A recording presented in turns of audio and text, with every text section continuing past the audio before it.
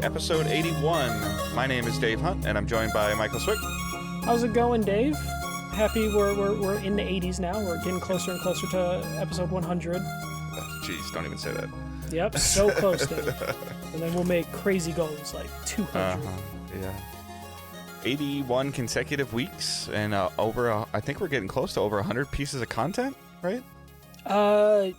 Yeah, we might actually. With a couple of the extra episodes. I mean, with Patreon, like 100%, we're over 100 things. But I think we're really close to 100 unique things on our feed. 93. 93, right now over 90. feed. Never mind. I can't add, as usual. But with the Patreon, we're probably at 100 exactly. All right, so obviously we are Digital Days Gaming. We are a weekly podcast that posts to podcast services every Thursday. We live stream on Twitch, typically on Tuesdays, twitch.tv/digitaldaysgaming.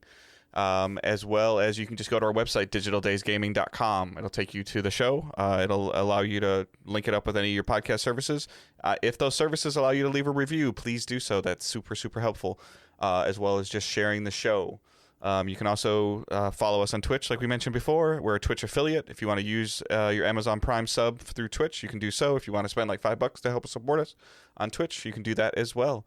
Everything else is linked in the show notes. Discord, Facebook, Twitters, all that stuff is in the show notes. Please join our community, hang out, have a conversation. A little news heavy, conversational news heavy, I think, this week, and we're going to throw it over to Michael.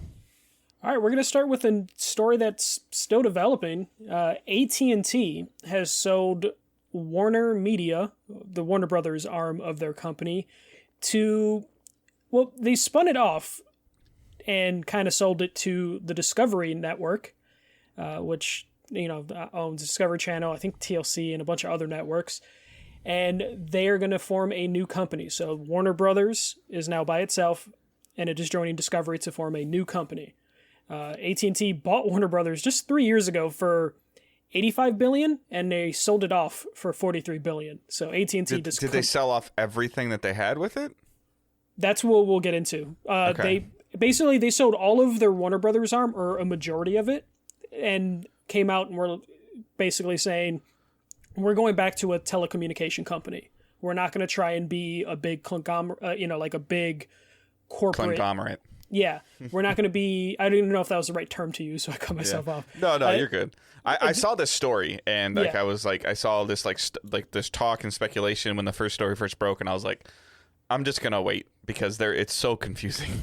Yeah, basically they're getting rid. They bought Warner's for $85 billion, and then now they're selling it off for $43 billion. So they're willing to take a huge loss in terms of, that initial payment. I'm sure they made a good chunk of money back with HBO Max and everything, but they're gonna just let HBO be its own thing with Discovery Channel, and this includes DC Comics, TNT, like the Turner Networks, Warner Brothers Films, television. And the reason I added this is obviously, HBO has like partnership with Sony for the Last of Us series. And the weird wrinkle is AT&T, with Warner Brothers, owned 11 video game studios. And in this sale, they're not going to sell all 11 studios. Or they're not giving all 11 studios away in this deal. Okay. And that's where the video game aspect comes into it a little bit more. Well, I mean, the first thing that pops up in my head is Rocksteady and DC. If they sold the DC license, there's no point in AT&T keeping Rocksteady. Exactly. And that's the thing that we still need to figure out is if Rocksteady's future plans after Suicide Squad, which I think they have, that's essentially what Rocksteady is a DC studio at this point in time. Agreed? Yeah. And Suicide Squad's supposed to be a game as a service, so that would almost kill Suicide Squad if they kept Rocksteady but didn't have the license. And you could probably say the same about Warner Brothers Montreal, who are working on Gotham Knights. It would be weird to separate them when the game was delayed an entire year. Mm-hmm. But AT&T hasn't really given up the details, because this plan is going to be like the Microsoft Bethesda thing, where it's going to take a year for this deal to close. But AT&T do plan to keep some of the gaming studios, so that puts question marks around like, what's Rocksteady's future? What's NetherRealm's future? And all the other studios that they have. What I would imagine they're doing is, if a studio has a strong mobile, as a telecommunication studio or telecommunication company, I could see that. Yeah. And NetherRealm has some like mobile games that they've Mm-hmm. dabbled in, but is that enough for AT&T to keep them? And also, does Discovery? They would probably want it. Right. Well, Because who owns the Mortal Kombat IP? Warner? Warner. Yeah, Warner. Unless AT&T peels it off, but that would be so weird since they don't want to be a media company anymore. So essentially, Warner's giving NetherRealm permission to use Mortal Kombat's IP, right? Or selling it to yeah, because they were acquired, so then it became Warner owns all of that. Yeah. So that's another thing of like NetherRealm stays on AT&T, but for some reason the Mortal Kombat IP is peeled off. Like that kind of NetherRealm does other things, but again, NetherRealm's bread and butter lately has been Mortal Kombat. Yeah, it's a Mortal Kombat and the Injustice, the DC game Injustice. Right. Okay. Yeah. So. And if Discovery Channel now owns DC Comics, then you would imagine that they would have pulled NetherRealm with them. So this is going to be something we're probably, by the time this comes out, we'll probably know what studios are staying and which studios are going. It's just fascinating to see AT&T just kind of give up. And now, I was looking at the numbers. HBO Max was like they had like some market share that was like in the 30s. And Discovery, with their streaming service, because Discovery owns like 2 or 3 different streaming services, had like 15% of the market. So now with this deal, this new company is number 2 behind Disney in terms of like streaming stuff. I would imagine. Could you see Warner try to peel off each and like sell Rocksteady and NetherRealm like together to somebody? That's what a lot of speculation is because remember AT&T last year was like, hey, we're going to sell our video game divisions. Right. And apparently Microsoft and EA like kicked the tires of like, well, how much would it be? But the numbers were different. I can see AT&T peeling some back because they see more value in selling them separately to a company. But I think so I always forget, but Insomniac was 250 mil. Yes. Is that what okay. Yeah. So as a studio like Rocksteady, I mean half. They could probably 150. It depends on how confident the company is in them with potentially without like the Arkham license or because NetherRealm worth anything? That's a good point. Okay. Without Injustice and Mortal so I guess Kombat. It depends on where the license goes first because I guess Discovery could license it out like Disney's been doing with Star Wars, right? Mm-hmm. Yeah, they could. And would that be successful for them? No, it would only be successful if they license it to NetherRealm. You know, like if they license it to anyone else, then there's no point. But I could totally see Discovery going, hey, you know what? We don't want to pay the video game bill. You pay us. And, you know, I could almost see like Rocksteady trying to, I mean, I don't know how much it would cost for them, but like maybe they try to go independent. Yeah. I mean, who knows? It's fascinating. I saw all this and I was just like, I just need to wait for some of the dust to settle. And I think that this one's probably even more convoluted than the Bethesda ZeniMax thing because Microsoft bought ZeniMax. They didn't buy like Bethesda or Bethesda sub studios. They bought the publisher and the corporation. And it sounds like Discovery is like, okay, well, we want this, but we only want this, and this inside of that. And it's even more complicated because it's like AT&T spinning Warner Brothers off, be like, we're done with you, and then merging with Discovery to make a brand new company, which is even crazier. And then there's like something where like AT&T stockholders will own 70% of this new company. And it's just to clarify, we're aware of 11 video game development studios that fall underneath the WB umbrella, but we don't know which of those 11 studios are remaining with AT&T and which of them are going to Discovery as of now, correct? Correct, yeah. Okay. As of right now. And the studios obviously are very quiet, which they have to be because they're paid to be. Yeah, I saw a lot of speculation of like, oh, NetherRealm's been really quiet lately. It's like because they're probably working on their next game, and ideally this wouldn't affect them. The only thing that is kind of scary. It wouldn't affect them, but it is scary to not think about like where your next check is coming from, or like in that same situation. If I'm the head of Rocksteady, and like I'm, you know, maybe you're not in the loop, maybe you're hearing rumblings, but then you're seeing the same news reports that we're seeing and saying, oh, like there's a good chance your studio has been sold, but there's the possibility that the DC license isn't with that studio. I'd be like, yeah. as the head of the studio, that would give me like heartburn. Oh yeah, just because it's like, okay, who the fuck is my boss now? Because they just went over the. Well, it's not even who my boss is. My game that I've dedicated the last 5 years of my life, or X amount of years of my life to, that is almost done. It, like, could just get nuked. Well, yeah, especially like Discovery. Even though Discovery knows what they're buying, Discovery could be. Well, here's the thing: AT&T was considering selling DC Comics or closing DC Comics, like the actual publisher. And don't get me wrong, like in the long run, I'm sure that there's contracts and codes and things that are written in clauses that are written in any sale, similar to like the Deathloop Ghostwire Tokyo thing with Bethesda. Like those will still come to PlayStation. This IP deal could have been done already, and no matter what happens, Rocksteady finishes Suicide Squad. No matter what. But after that's done, Discovery. It's terrifying for games as a service. Yeah, Discovery could be like, we don't want to do this anymore. Like DC Comics in general, like AT&T was just going to turn DC Comic. They were going to close DC Comics, like the comic book, and then just license the brands out. We don't know what Discovery plans to do with DC Comics, because they might just do the same thing of just like, let's close the comics and just license out everything to external like comic book writers, external video game companies. Which is super scary because somebody's like, I want to reboot Batman again. Yeah. Like, so we don't know what Discovery's plans are. You know, right. Like the Sony deal with HBO was done under AT&T's umbrella. And it's something in the movie industry, especially the movie, film, Hollywood industry, when a new head of studio takes mantle, they burn everything down that the old CEO greenlit. They want their fingers and their signature on everything, and the way that they get their signature on everything is to erase whatever anybody else did.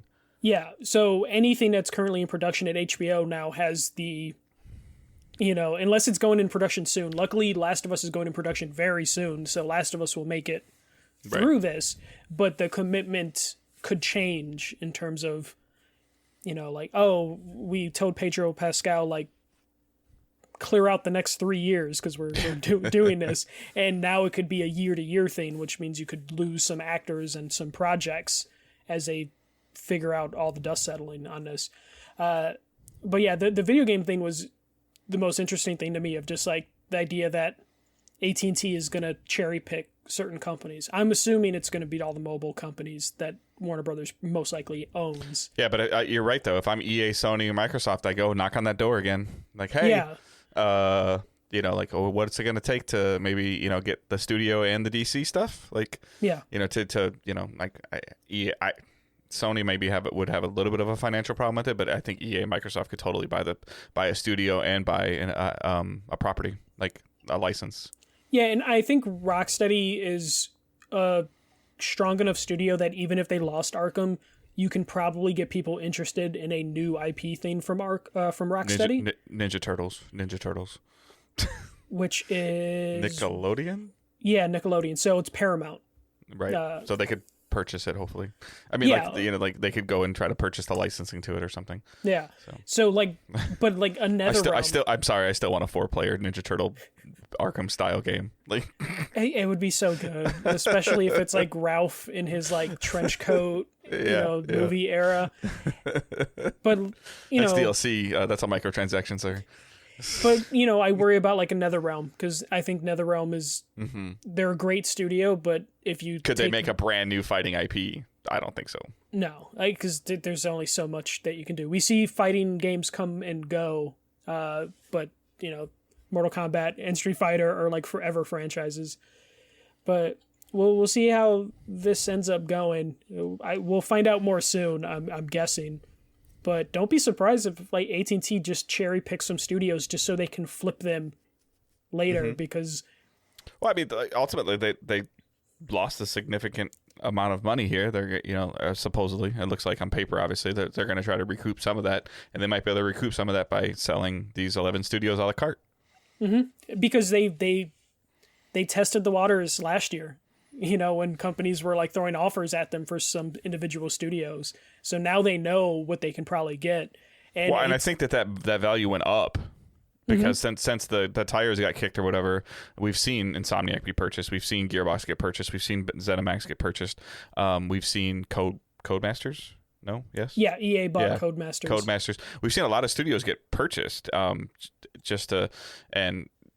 those are with arguably like less than stellar-ish games. Like Borderlands is fine, but like Codemasters is a racing studio, which they do a fantastic job, but that doesn't carry as much weight as Batman, or the pedigree that the Batman franchise carried for Rocksteady.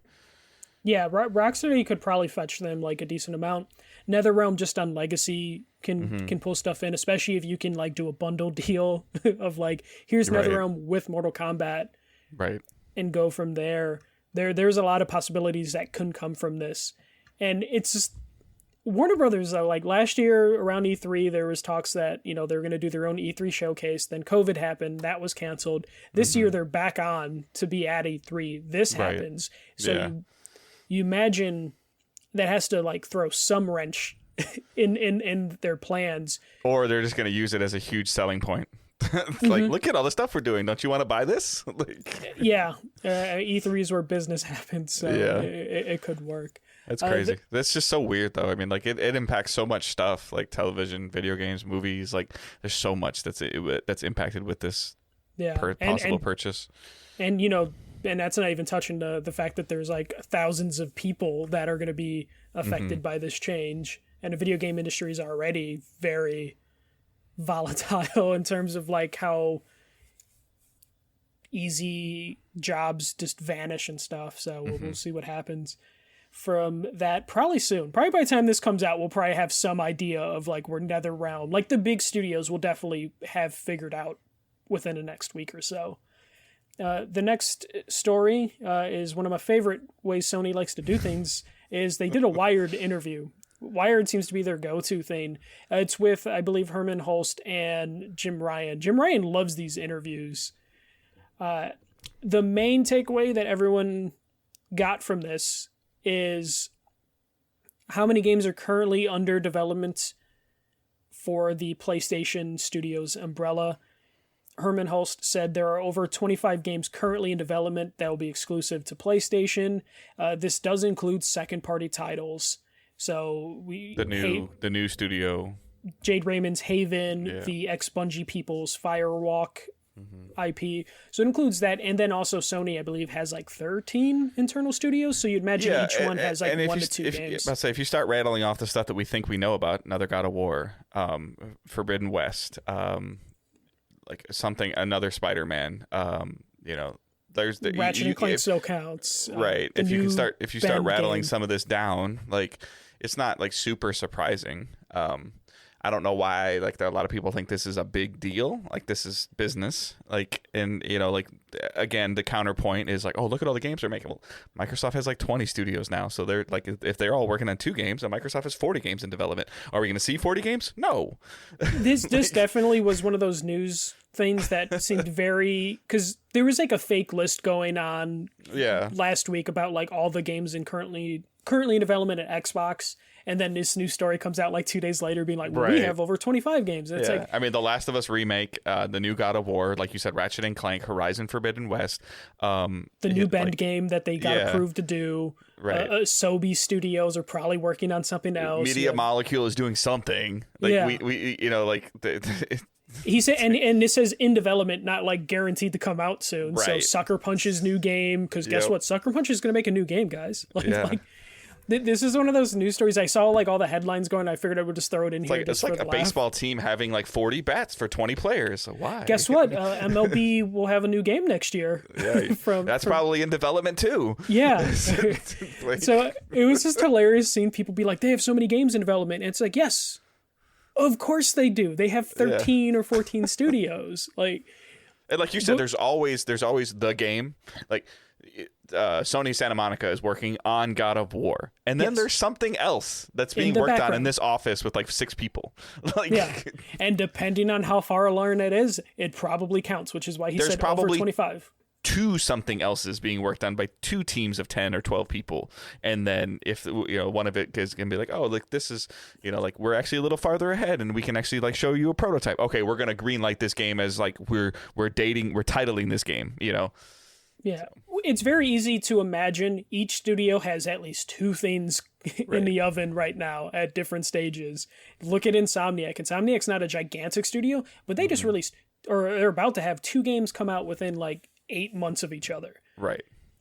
In the time it takes to make a baby, they're going to release Ratchet and Clank and Miles Morales. Yeah, and probably have their next game announced like immediately after. Yeah, in June. I mean, like Ratchet and Clank's going to...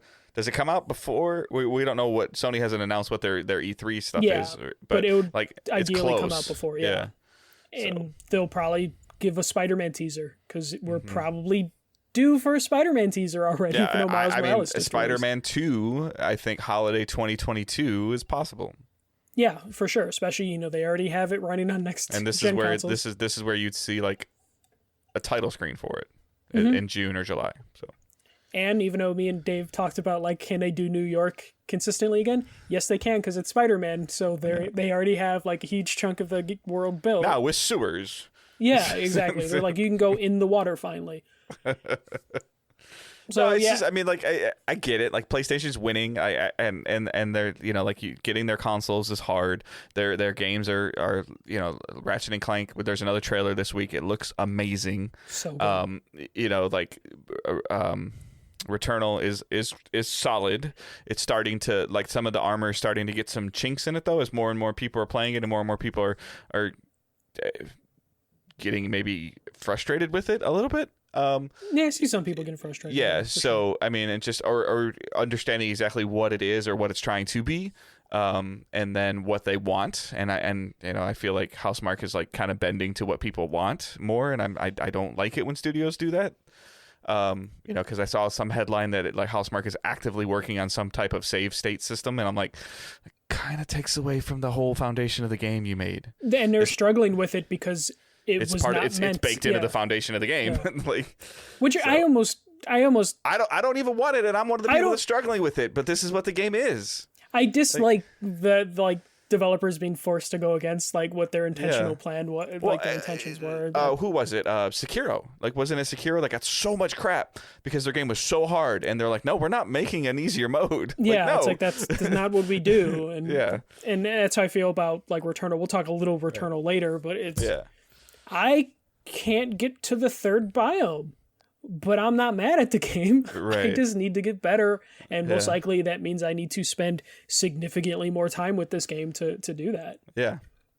So no, I didn't want to go that way. I didn't want to go like down that hill, but so yeah, like you said, second parties recently announced Haven and Firewalk. All right, I want to reread the thing. All right, so this is also interesting to me. The next story, Ubisoft plans to focus on a little bit more free to play. Yeah. And I added the little bit more part to the headline because I think again people are freaking out.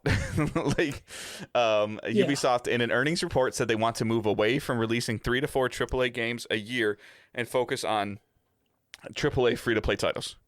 Awesome. I think that's a cool thing. 2 reasons. The first reason is because I feel like you have said before is that they do a lot of this kind of the same but different.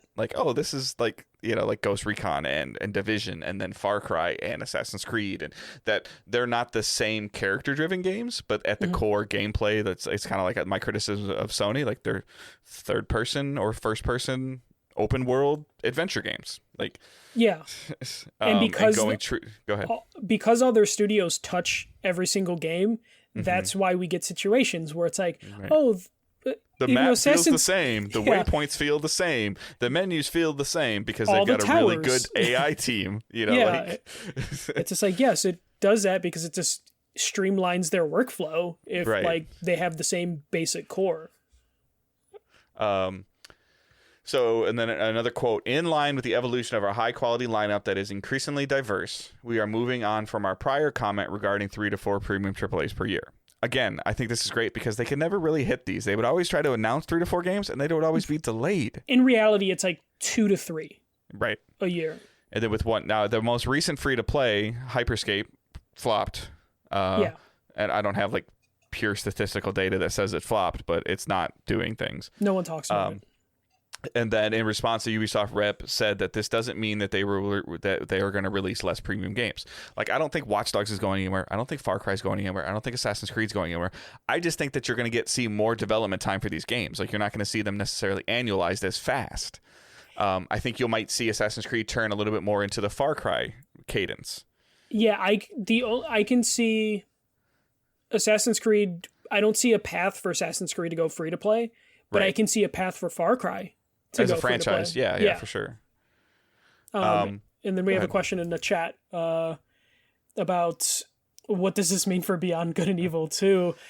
That will still release because I feel like they've already committed too much to it. Right, and this gets into those things like a little behind the curtain for some people of our prior time. Like, so at PS Nation and currently now, we have a fantastic relationship with Ubisoft.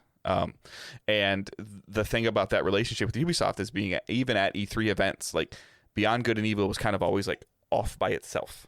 Like, they almost like they had a different PR firm that wasn't handled by Ubisoft directly. It was under Ubisoft's umbrella, but it wasn't the same people. Like, I would ask like some of the people that actually have really good relationships with Ubisoft PR, and they would kind of just shrug. They'd be like, you got to go ask him. And I'm like, I don't know him. So I think that it very much felt felt like a vanity project almost, of like, we're doing this because people wanted us to do this, but we have no think this commitment. Is the head of Ubisoft, and his name's escaping me, Guillermo Yeez. Him getting the guy that, and again, I'm terrible with names, as everybody Mike knows, Ellen's getting the guy that's really good at that did Beyond Good and Evil, like, hey, we really want you to make this game, and that guy going, okay, well, I don't want to make the game. Well, what's it gonna take for you to make the game? Well, I want this, and this, and he's like, okay. And within those things are, I get to do my own thing. You just pay the bill. I feel so that I think it's still coming. I would assume that we would see something this year at their E3 showcase that they're doing for this game, because it needs to be soon. But I don't think that this lives in the same cadence of that Ubisoft concerned about. Like, this studio can just, I feel it can almost. My perception is it can just do what it wants when it wants. Yeah, and also the head of Beyond Good and Evil, he left to do a wildlife sanctuary after all that stuff happened. Like, he was accused of being, I think, a bully or something. I forget exactly what his thing was, but he basically was like, I'm going to go do a wildlife sanctuary to get sabbatical. Yeah, it's like he's being accused. He doesn't want to do anything, so he bails on the project. So we don't even... Beyond Good and Evil is in that hellscape that Skull and Bones currently is, which is apparently is delayed again because it probably is going to turn into a free-to-play game at this point. You know what? Like, as an example, like, that is a perfect free-to-play model, especially if it stays in the in the player versus player or ship versus ship realm, which I don't want it to. Yeah. But I could definitely see it trying to do like a better and I haven't played it enough to say it, but like a better Sea of Thieves in terms of ship combat. But the microtransaction thing does scare me, and it scares me because, like, that's just not my style of game that I enjoy. But at the same time, I haven't got a chance to sink my teeth into a free-to-play style game that I may or may not enjoy, because the one hasn't really come out. And if anybody could get one to come out that might get my attention and grab me, it's Ubisoft. To see like the possibility of something like that is super interesting. And when you see numbers like we saw from Apex, I don't blame them. Mm-hmm. Like, they could, if they make 3 or 4, if they try to make 2 to 3 or 3 to 4 free to play games, and one of them turns into half of what Apex is, that's crazy successful. Yeah, and I think that's also what help or hurt depending on your opinion, but it's probably something they're considering for Rainbow Six Quarantine, of like, will this help or hurt it if we just turn this into a free to play game? Mm-hmm. And I think it's too late for some of their announced games, personally. But like the Division Heartland thing is probably starting this, and they're like, hey, like let's and then there's more leaks surrounding Division Heartland that are going to be very much like Division 1 survival mode. Mm-hmm. Which is kind of like a one-off thing, which is perfect for free to play. Like, you kind of jump in and, you know, maybe like you buy some other skins or cosmetics, and you have like a battle pass you can purchase and level yourself up to get other things. It's something like that fits into that realm and into that. If they want to continue to to build. I don't want to see, like, as an example, I don't want to see Far Cry 7 be free to play, but I could see something like Far Cry 6 : New Dawn, like they did with Far Cry 5, maybe being free to play with a different story element to it. You kind of almost turn to free to play games as advertisements to the full price game that you do. Hey, you like this world? Like, check out this next game that kind of like teased the story a little bit, or you're seeing events happening around you that are making you wonder what's going on, and you're like, and then like as a teaser to Far Cry 7, like what it like all of a sudden in a seasonal event, a new villain shows up in Far Cry free to play, and that leads into 7. Games are notorious for doing that. Worst case scenario, they basically release a free to play game. It bombs, and then that makes the fan base so much more hungry for the premium game. But I also think it gives the companies a chance to experiment. Okay, wow, the player base really hated this. We're not doing that in the paid game. Yeah, which means it gives their, depending on how they structure this, because again, Ubisoft lets all their studios touch all their games. Yeah. If they want to divide things up and actually have a free to play team working on it, and then having the base studio working on the actual premium game, that could work. And I also think this is sadly how we're going to get experimentation from big publishers. Look at Genshin. Yeah. Like Apex, like now this has just made people want more Titanfall. Yeah. Like I think this is, we always, or at least I complain that like games are too similar, or like we're not seeing like the cool big indie games that we used to see from major publishers, or whatever you would want to say, like smaller games, not indie games. Well, that's because the narrative is like, as going back to what we talked about earlier, the narrative is that Resogun's not selling super, super great. Yeah, but the only way we're going to get these big publishers to experiment is to just release something free to play. Mm-hmm. And then with their more like confident franchises and IP, those will get full price games because they're like confident that people will buy in at $70. But their weird experimental stuff as a free to play game, there's less risk for them. And if it works out for them, they make a killing. And then that potentially, if it doesn't work, it's not a huge, like, as much as, you know, Hyperscape maybe struggled, like I'm sure it generated some revenue still. Yeah.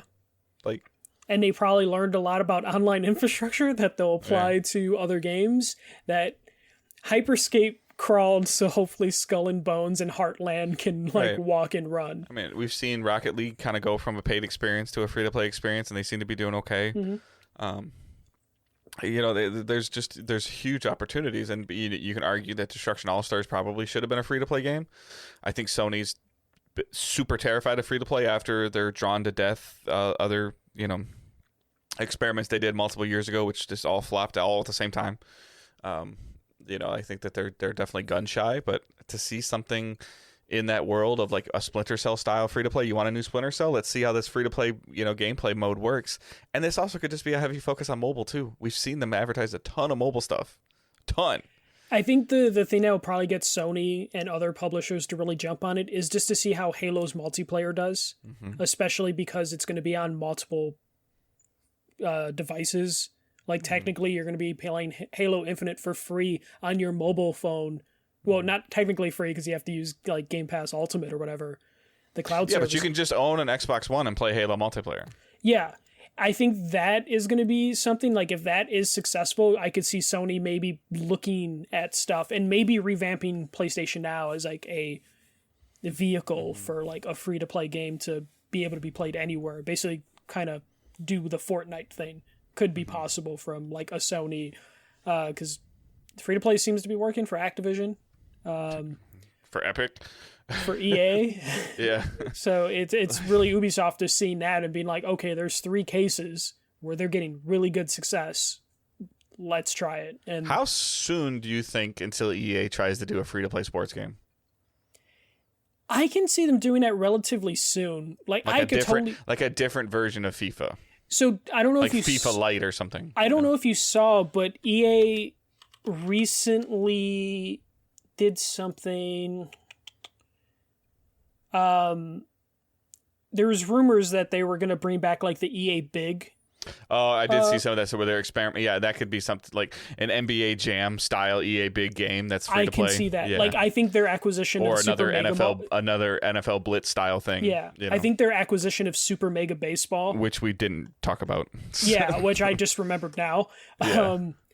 That but their animation engine with the free to play model of the NFL NBA licenses, like for sure, could be their way to do it. That's something that could run on a Switch 100%.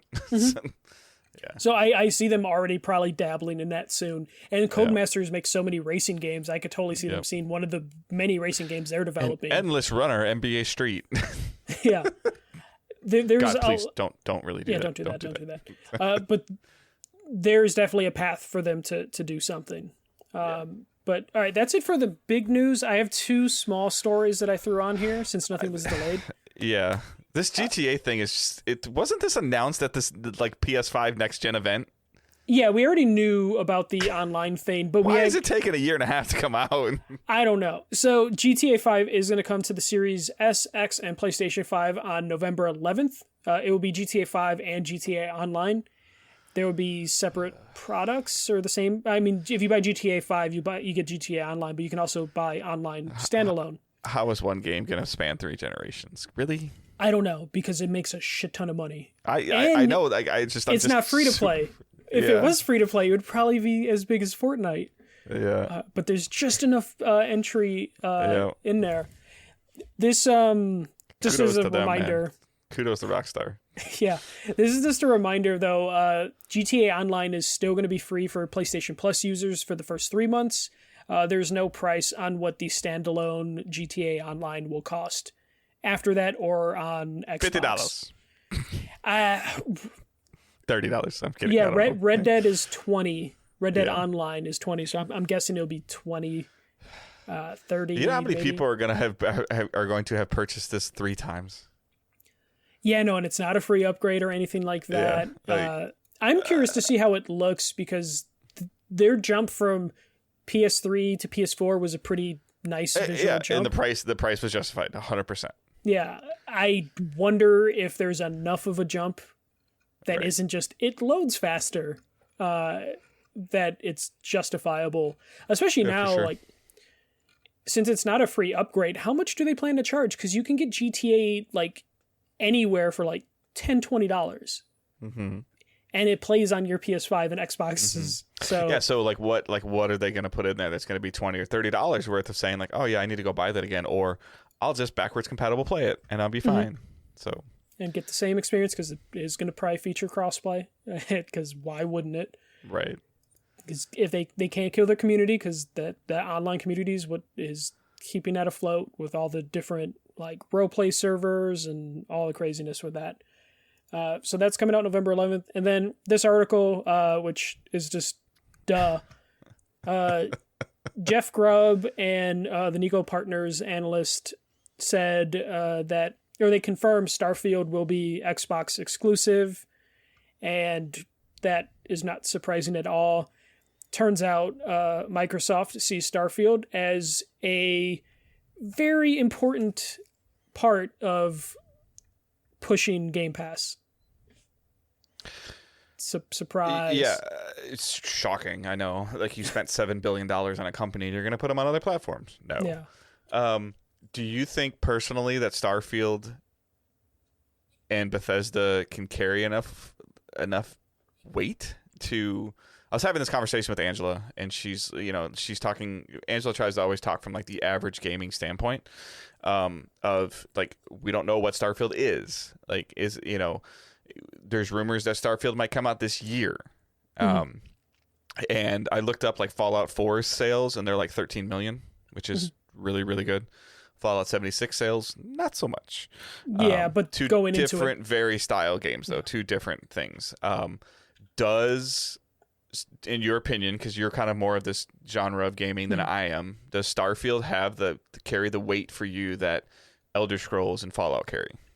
Yeah, I think it does, because Bethesda has fans. There are people that are fans of Bethesda, not necessarily like they have one allegiance to Fallout or Elder Scrolls. They are fans of Bethesda and Bethesda-styled games. It's why you see, like, in BioWare's case, fans that are fans of both Mass Effect and Dragon Age, or people that just like that style of game.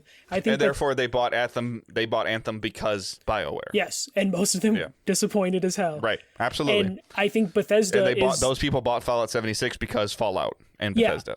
Yeah. And those people also hated Fallout 76 because it wasn't developed by Bethesda.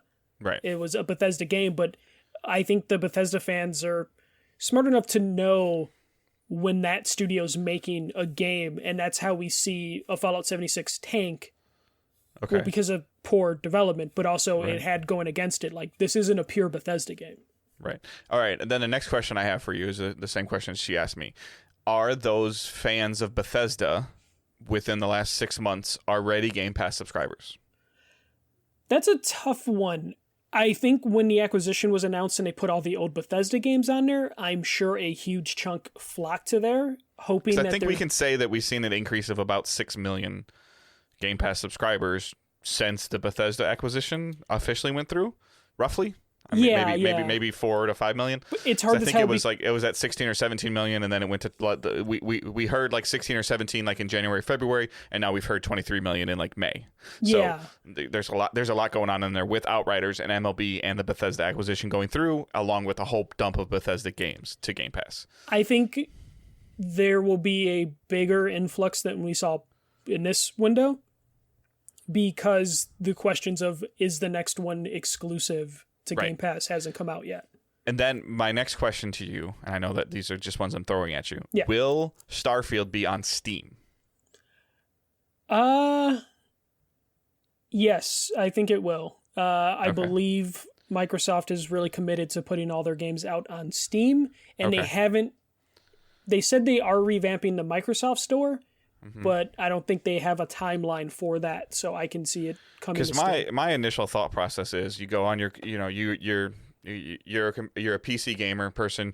You finally hear, like, in August, Starfield dated November 12th, 2021, and they show all the trailers, and there's all like the Bethesda press conference style through Microsoft, and pre-orders are live now. You go to pre-order it. The first thing you see is $70 for Starfield or $9.99 a month with Game Pass. Yeah, no, for sure. But the thing with Bethesda, specifically when it comes to like PC, is Bethesda games' longevity live and die off that mod community on PC. Correct. And Starfield's been in development for before the Microsoft deal, so I feel like a ton of work is already done on PC. I'm totally cool with it going to Steam, but I was just saying that, like, I just don't look at somebody, and maybe like if Starfield's going to be the only game that they plan on playing for the next 2 or 3 years, like, and that's a possibility. Like, yeah, you spend the $70 and you just don't even look back. But I think if you're on the fence about Starfield, and you can see this holiday season, like Starfield and Halo coming out with, through Game Pass, I think we're going to see the Game Pass subscription count go significantly higher this holiday. Like, significantly higher. It definitely will. If Starfield like releases, or whenever Starfield releases. On top of the fact that they're just going to sell the game at $70, whether that's people just buying it on Xbox for $70, buying it on Steam for $70, buying it on Windows for $70, or buying Game Pass. Like, so it's super, super interesting right now with where all this stuff is coming from and what it's working for. But all these people that are surprised that this is going to happen, like, oh, Microsoft doesn't want to sell games. They do want to sell games. But if you get an increase of 1 million Game Pass subscribers, giving you even $7 a month, and they only stay for like 3 months, you're still generating more revenue than selling 1 million copies of the game at $70. Yeah, like they're playing a long game. Also, that came from the story. The Nico partners said that Game Pass is the center of their ecosystem from here on out. Not surprising, because that's the game that Microsoft's playing. Like, it's just that's what they're doing. I just found it funny though, because like, of all the games that people have been worried about Bethesda, Starfield has no previous games on other platforms.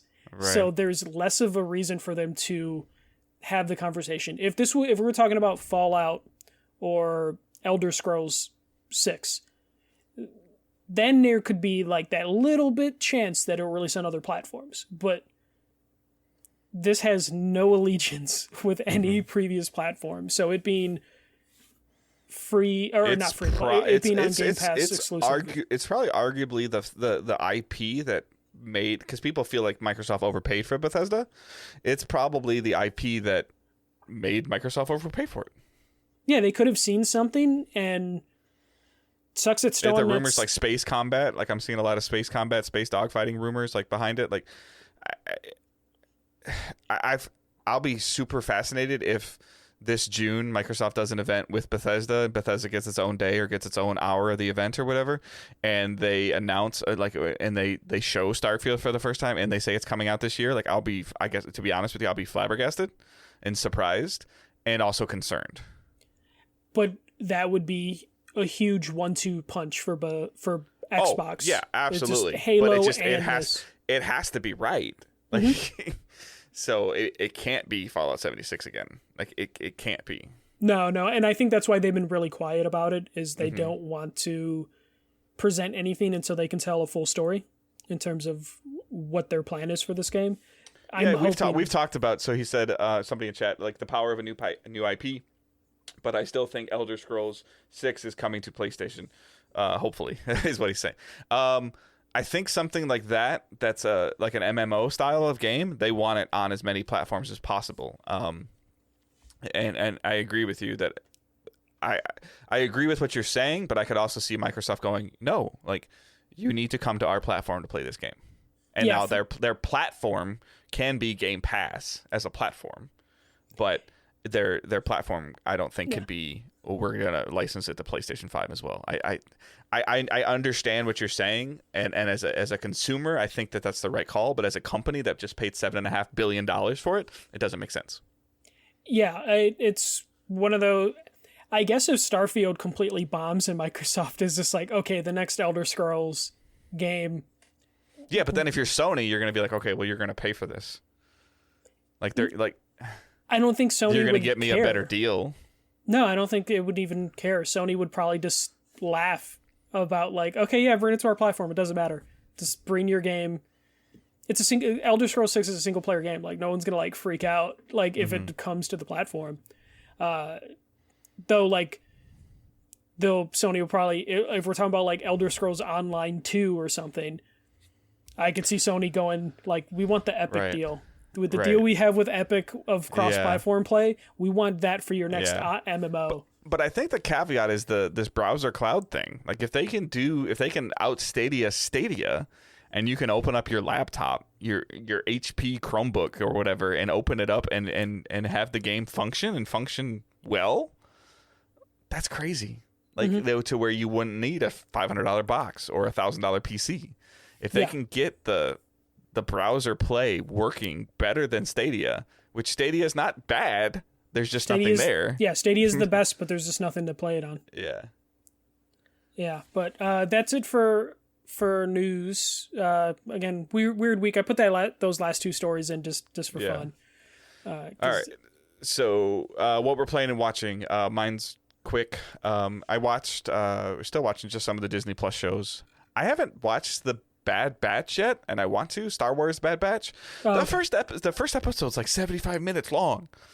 That's which so was random that they chose, like, animation costs more money, and I almost feel like you could have just split that into two and like threw a to be continued in there if you wanted to, and like just because, instead of releasing one episode that's 75 minutes. Now, granted, that's probably like 15 minutes of credits knowing Disney, but still watching a couple just the random Disney Plus shows. Owen wasn't feeling very good over the weekend, so that took up a little bit of time. I had a corporate visit at work, which took up a little bit of my time, and my birthday. So, needless to say, Destiny 2 brought out their season of the Splicer that started on the 11th of May, and they had some terrible server issues that day. Like, probably the worst that they've had since Rise of Iron, which was the end of Destiny 1, which was like 5 years ago.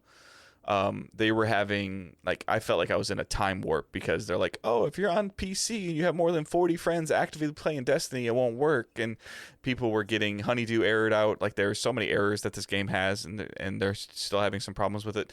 And the season feels a little flat right now. The seasonal event is kind of, well, it's not kind of, it is boring.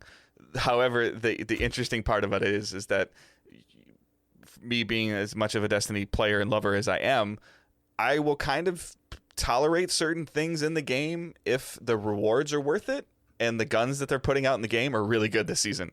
So it's like, this thing's like an 8-minute like slog that I can kind of start doing with my eyes closed right now. Okay, but the stuff I'm getting at the end is super interesting. So I'm like, oh, I got a bad roll on this. All right, let's go one more time. Like it's doing that thing again of where like Destiny before was like, this really sucks. Yeah, but the end reward is really good. And it's like, and before it was really good and the end rewards were really bad. So it's like, it's so weird. But the Vault of Glass is coming this upcoming weekend, which is a raid that's 7 years old. The only raid that Michael's ever done and completed is coming back. So I think that personally, I think the player base is going to be agitated with the Vault of Glass, but it's just like I talked about, they're going to do it because the Vault of Glass weapons were considered the top tier weapons in Destiny 1, and most of those weapons are coming back in Destiny 2. That's going to make people go there and want them. The nostalgia thing will be there, and they know the raid. And the raid is actually part of the free-to-play package. Like, you don't have to pay for the season, so you can just play it. You don't have to pay anything as long as you're on level to do it. Good luck getting on level without paying for the content. If you do that, more power to you. That's a heavy grind. Wyatt tried to do it and then just kind of gave up, and it's like, oh, fine, I'll buy it. But not that that's the only reason he bought it, but I think he's actually like some of the changes that happened with it. Not that I'm speaking for him, but he's a good friend of mine that I've played the game with a ton, and he walked away for 6-8 months, and he's kind of dabbling back in. But it's just super interesting with like the cadence that they're doing with some of the stuff. But overall, like, if I would say, is this a season that, like, right now that I would say to jump back in on? Not as much as I feel like last season was.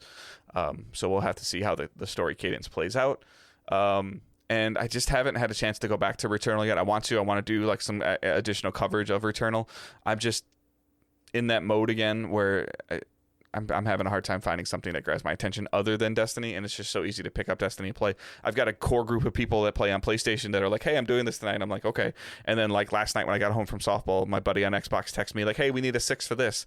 Next thing I know, I'm playing the game for like 2.5 hours until like 11:30 at night. So like that's where I'm at with Destiny right now. It's fine. It's not great. It's not terrible. But again, as everybody seems to ask me, is this season worth $10? Right now, I would say I don't think so, and more towards I don't think so versus I don't know yet. So, I'm gonna start this, and this is probably something that's gonna start having me stream a little bit more again, because I haven't been doing that either, and it's gonna kind of force me to come downstairs and play, because I've been playing upstairs a lot in my living room. We were fortunate enough to get a code sent to us for the PC version of Mass Effect Trilogy. So I will be messing with that. That's a franchise that I have never played before. By the time that we had gotten this code, Michael had already purchased the game. So yeah, but we got a PC code, I believe. Right, we did. Yeah. So, but it'll just be something that I think that I could play, and you guys could probably watch and kind of maybe like help me, because I'm sure a lot of you guys have played through it. But I have never played any of 1, none of 3, and I think maybe like 2 or 3 hours of 2. Mm-hmm. And that was like a long time ago. That was like on the PS3 days. So my experience with it. I've only dabbled with like my weekend kind of got like thrown for a loop, but I ended up playing like hour or 2 of it. So far, I could say it's very pretty. Like, they definitely did some good work getting the first game up to like a more presentable standard than what I've read like the writing actually holds up. The voice acting's phenomenal. Yeah, I'm like, all I can go on is like the visual differences, just because I looked at old videos and then I looked at this one. So I'm excited to fully dive into it. I did get a lot of judgment from Sarah because I just used default Shepherd instead of customizing it. Even despite it being a BioWare game where you can customize a character, I just default Shepherd. I didn't No, I just did the box art one. Female or male? Male. Okay, box art. I got you. Yeah, original box art one. Yeah, I don't know what box art is. I buy games digitally. Yeah.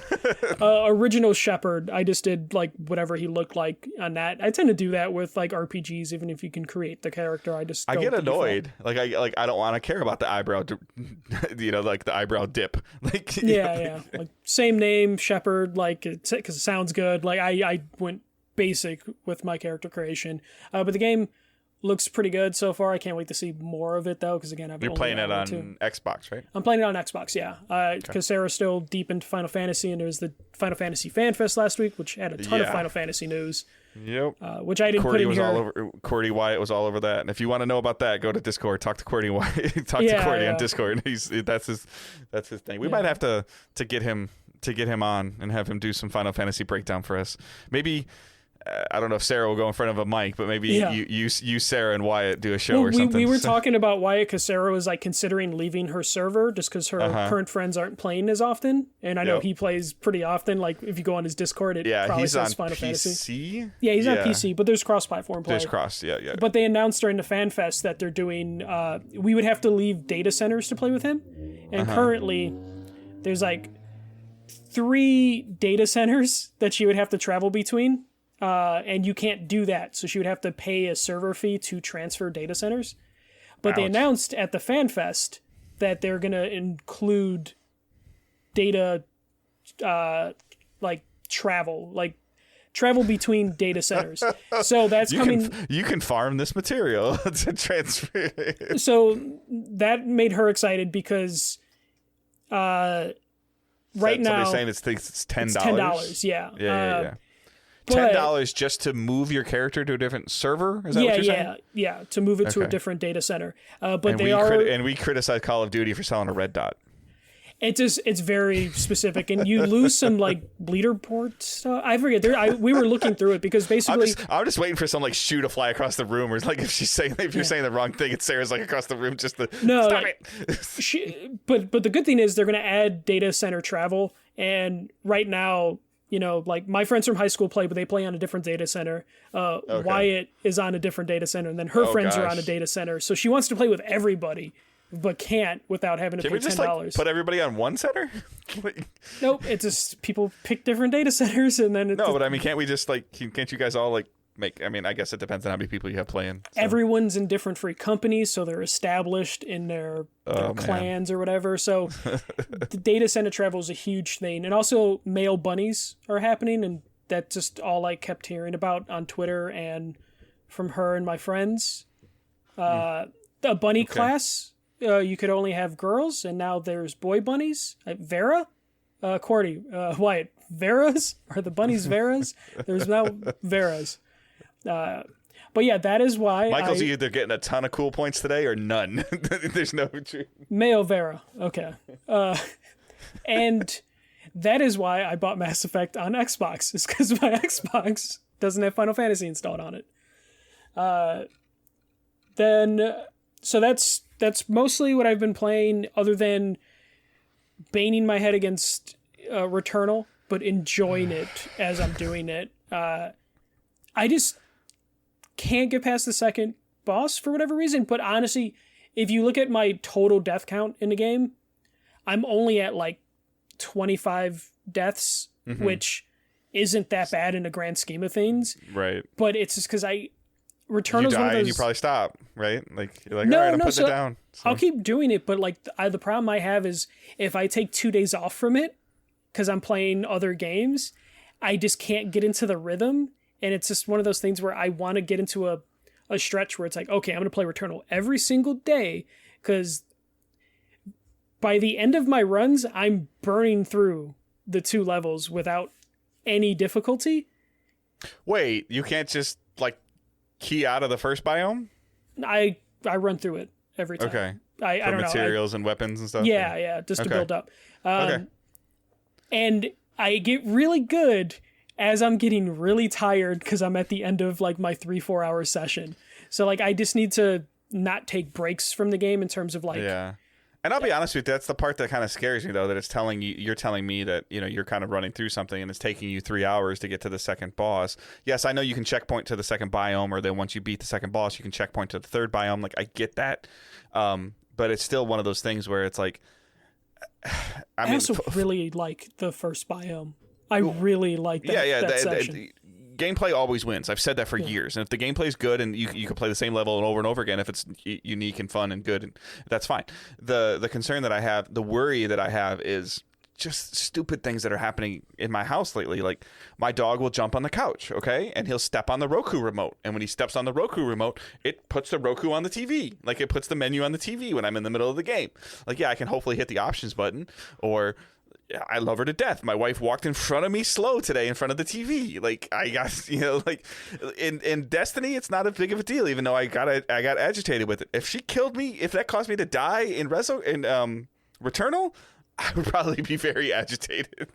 So see, I'm trained to just have cats throwing themselves at me while I play. So I don't mind. I also don't freak out if I die. Like, there's been a couple times where I died. I don't necessarily wouldn't freak out, but like I don't know. I feel like if a game kills me because of a poor game mechanic, I do get very annoyed. If I mess up, I'm like, all right, I screwed up. Like I get annoyed because sometimes in Returnal, I hate this. So they do give you like in like a like one life to where if you fall down a hole, it'll respawn you. Like, it's okay. I've done that before. Like, I didn't know I couldn't go in the water. Yeah. I get absolutely frustrated when I accidentally, I'm going through a run, I'm doing pretty well, and then I fuck up and then I miss a platform, or I just like, oh shit, I jumped in water accidentally, and I lose that, like, give me life. Like, it pisses me off. Like, that will ruin my runs. There was one point in time where I thought I saw materials in the water. That happens a lot. Yeah. And I can't go in the water. Yes. That shit bothers me so much. And I'll see some good colors coming from that water of just like, I know what that could be. And it kind of frustrates me. Okay. I think they said they're working on that, or maybe in the third or fourth, fifth biome, there'll be a thing to unlock. Like you get an artifact or a, what's the thing that attaches to your parasite. A parasite that lets you go in the water, maybe, that we don't know about. And somebody's probably screaming at the radio, like at their client. Yeah, and then I'll have to backtrack to three biomes later to go in there. So that's primarily what I've been playing. I have been messing with Roccat sent us a keyboard for review. It's the Roccat Pyro, which comes out later this month, I believe. It's a pretty solid mechanical keyboard. It is like linear red switches in it, which means they're clicky, but it doesn't have like a super loud click. Like it almost feels it's a mechanical keyboard without that definitely, because I have a similar keyboard to what he has. And the nice thing about it is it gives you that feel of the like initial feel, but it's not one of those things where you just you can hear somebody like hammering away on their keyboard like out through the microphone. So they actually, like, I was really worried about that when I got it like a year ago, and I think I talked about it like a year ago. But definitely Michael's got another version of what we had, and Roccat's another company that's been super good to us. Yeah, so this one it's red switch. Keyboard people would know like exactly how clicky that is, because it's all pretty standardized. So the red switch means it's like got a decent sounding click, because that's very important for mechanical keyboards, at least for me and most people. But it's, because it's a red switch, when it actually presses fully down, there's not like a huge amount of feedback on it. So it's not like typing in a typewriter, which you could totally get. I think that's brown or black, I believe, or that type of thing. This one, because it's Roccat, it has like the Swarm software to get like the customization for the LED lights, which I really love the customization options that it gives you for the LEDs, because I like having a bright and colorful keyboard. Because I have a Fanatic keyboard, the Fanatic Streak, which looks good, has really nice LED lights. Customization, you kind of just have to work with the presets that you have. But Roccat has presets that you can work with that are actually pretty nice, but it also lets you customize different parts of the keyboard. So I can have different colors or different effects going on the numpad, the functionality keys, or the actual keyboard, or specifically WASD, the movement keys for a lot of games. So you can really customize the LEDs, and it looks really nice because the keyboard has like a aluminum plasticky kind of finish. Like it definitely looks aluminum. It doesn't feel aluminum. Feels more plastic. It's not like cold. It's never cold enough to the touch, but it actually has enough of like a textured feeling to it that kind of it doesn't make it feel like plastic, but it gives it a really nice look, especially with the LEDs hitting like that like brushed aluminum finish. It looks really nice. So I'm using that. Sarah's been using it for work for the last 2 days, so she likes the way it types and feels. The only parts that I'm having some issues with is sometimes when I turn on my computer, the keyboard kind of forgets the profile I set up for the LED lights. I'm hoping, because it works for the most part, I'm guessing that is something that can be handled with a software update later down the road. Again, this is technically pre-release, so there could be more firmware coming down. I'm going to actually email out and I'll follow up next week with the response that way. It does come with a palm rest, though the palm rest is like just kind of plasticky. Definitely doesn't feel like a premium palm rest. Yeah, it's just a hard plastic sort of palm rest. Mine's more rounded than the one Dave's showing on the Twitch stream. I wish that was a little different, but it's a minor issue with a really good $100 keyboard. Yeah, I was gonna say for like $100, like their stuff is like really good. Yeah, so like it definitely has a good quality to it. It has a nice feel. It has one of my favorite features, which I only buy keyboards if they have volume wheels on them. So I can control like the audio with like a knob as opposed to like having to click around or hitting a button. I don't know why. I'm weird, and I like if there's a good volume wheel or volume knob built into the keyboard. This one sticks out pretty well, so it's easy to find and grip on it. My other keyboard had a wheel, but it's so into the keyboard, you almost press other keys to get to it. This one has like an actual like radio knob that like sticks out well enough that it's easy to like get to without having to look at the keyboard. But overall, I'm enjoying it. Nice. Just got to put it through a couple more tests. They do advertise like it's been tested to handle 50 million keystrokes. I won't hit 50 million keystrokes in the next week, but hoping a full work week with Sarah using it because she works from home, and then me gaming on it every night will really run it through and see how well it holds up. But definitely, if you're looking for a keyboard and don't want to spend a ton of money, $100 is a decent price for a mechanical keyboard with these features. Definitely something to look into. Like the keyboard that I usually have, the Fnatic one, I believe was like $120, $150. And the differences between the two aren't that huge to where this could definitely become my primary keyboard based on like the first 5 days that I've had it. So cool. We'll find out a little bit more next week in terms of how well it holds up to several hours of gaming every single night. I really want to find like Roccat's been really cool. Like since we started Digital Days, I really want to find a game on PC that would. Almost everything I play is like a lot of the games I play, like Fallen Order that I played on PC, and then even if I play Mass Effect on PC, it's probably going to be better with a controller. So I really would like to find a game that I may enjoy that would kind of get me into keyboard and mouse playing. So. I would pay to have you play League of Legends. Just run through League of Legends. And that would be entertaining to me. Just throw you in with like people that already play League of Legends, but you don't. I've got a good friend that's really into League. So. A lot of my friends are super into it, but I just can't get into it. I've got a really, really good friend that's really into League, so I could definitely, but I doubt that that's going to be a thing I do. So yeah.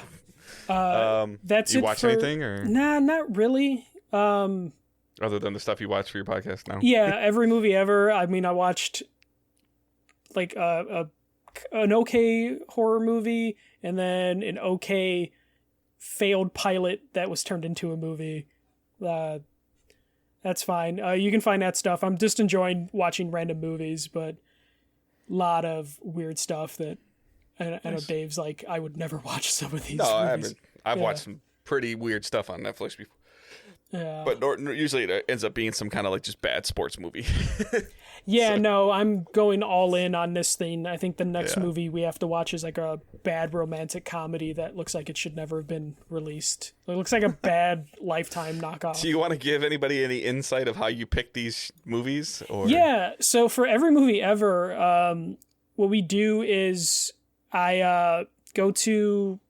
what is it? I type in roulette Netflix Okay, so that is a thing. Okay, all right. Yeah, I just didn't know if you did like the recommend thing, surprise me. No. So what I end up doing is I go to realgood.com and it lets you pick what streaming services you have, and then it lets you spin and it'll give you a random movie or TV show, and whatever movie comes on, as long as it's not a documentary or stand-up special, that's the movie we watch that week, and we do 2 movies a week. So sometimes we get... So last week I watched Horse Girl, which is a really good like sci-fi drama, and then the movie that was paired with it was Jinxed, which is a Nickelodeon original movie from like 2013. So 2 completely different types of movies is what we watched, and then kind of like unintentionally compared the 2, because that's what usually happens when you have 2 movies, is you compare 2 movies that shouldn't ever be compared to each other. Yeah, but if you watch one on a Tuesday and one on a Wednesday, it's inevitable that you compare them. So. Yeah. So we watch a bunch of random stuff on that. Sometimes good, sometimes bad, but it's usually pretty entertaining. All right. So questions and comments. You guys can send us questions using hashtag AskDigitalDays.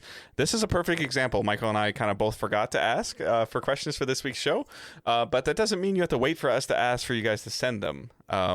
You can, use the hashtag AskDigitalDays on Twitter. You can go into the Discord server, and there's a AskDigitalDays channel there. You can just post them on Facebook. Or like sometimes we'll just pull questions from Facebook that people post on there, just in general, whether it's a question to us or to the community. So you don't necessarily have to wait for typically Michael to post the thread. You can just feel free to ask the question. You can email them to us, podcast@digitaldaysgaming.com. Again, you can tweet us, all that stuff. There's multiple ways to contact us that you can send them. So please send some of that stuff, gaming, non-gaming, recommendations, conversation starters, any of those are fine. Spotlight Patreon. Our spotlight for this week is our Patreon, and as well as like what Michael just talked about with his other secondary podcast, patreon.com/digitaldaysgaming, where we just did April's episode, which was baseball. And May is, I believe, going to be Mortal Kombat. We're going to just kind of dive into Mortal Kombat when Michael and I schedule line up, and we'll post that. So if you have any interest in that, as well as subscribing to the $7 tier for the bonus content, get you access to every bonus episode we've done. And it's almost a year old since we started doing them. So that you get like 12, almost 10, like right now, like 10 episodes for sure, that you can go back and listen to. And some of them are, month oriented, but they're still always great to listen to in terms of getting to know us a little bit better as non-gaming people necessarily, as well as some deeper gaming stories that we don't go into massive details on here. So you can check that out. $5 Patreon support gets you 24-hour early access to the podcast, so you get it on Wednesday instead of Thursday. You get a direct RSS private feed that you can open up in most podcast services. So if that's something you're worried about, you can. It works on my Podcast Addict. $3 gets you access to a private Discord channel, and $1 is just a tip jar. Just as an example, the $1 Patreon is not similar to. It's almost enough support if you did it for the whole year to pay for a month of podcast hosting for us, and that's a super helpful gesture if you so choose. But please, again, do not support us on Patreon if you are not financially able to do so. We are doing fine. We don't need Patreon. It's just something that we give as an option to the community to help us. The support that you guys have given us has helped us do things to allow better coverage. But in no way do I want anybody to feel obligated to support us on Patreon. Nor subscribe to us on Twitch if they don't have the ability to do so. Those are just all multiple revenue sources for you guys, support sources for you guys to show support to us and help us. But they are no means required. You downloading the show is fantastic already, and nothing additional needs to happen there. So the social networks, you can follow us, the main account at Digital Days Pod. You can follow Michael at at the first MJC. I don't know why I have a hard time with that lady. You can follow myself at Good Dave Hunt. Join the Facebook group. Yeah, of course, it's mine. So you can follow. You can join the Discord server, like we said, and then obviously, it's just one more time, the Patreon is. All those links are in the show notes. So feel free to check those out. Sharing the show, leaving reviews is the easiest way to help us grow and to expose us to more players and people in the community. So, got anything else? No. We'll just next week we might have an earlier show. I believe we're still working on the schedules. So. But yeah, we'll have final Softball's word. getting in the way. Sorry. Yeah. I'm trying to be an athlete after taking a year off. My legs hurt yesterday. So next week we'll hopefully have a deeper discussion on Mass Effect Legendary Edition, and then final verdict on this keyboard. And I think we might have some headphone talk next week. I'm not too sure. Maybe. All right. Everyone go out there. Have a great week. Keep moving forward. Don't be a dick. See ya.